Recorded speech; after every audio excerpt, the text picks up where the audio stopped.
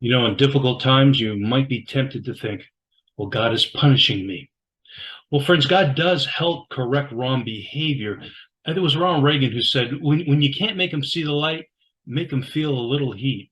You know, sometimes believers need to feel a little heat to change. But this is not punishment. Scripture calls it discipline. Punishment, my friends, occurred on the cross.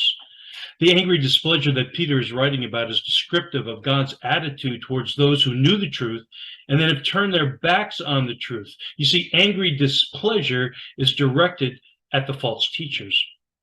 For instance, Rudolf Bultmann, he argued that the New Testament's mythological elements, the supernatural events, they weren't compatible with a modern scientific worldview. So consequently, he sought to reinterpret the biblical text in a way that would make the message relevant and meaningful to a contemporary believer. Well, Bultmann taught then that there was no physical resurrection of Jesus.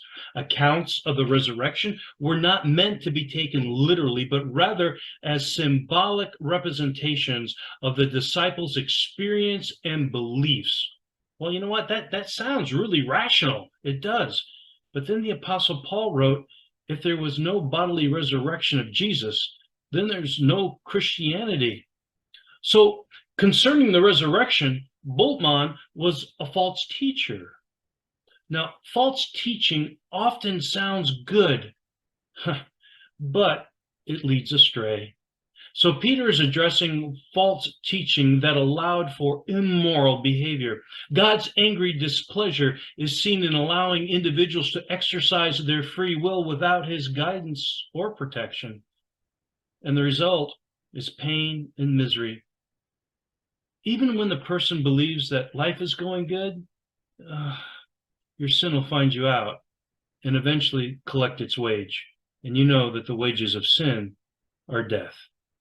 It may be best to think of the wrath of God as God allowing a person to reject him and then bear the full consequences of that choice. Peter's message to us is that a right relationship with God is demonstrated by living the morality of the kingdom. It's important, the choices you make and how you live your life.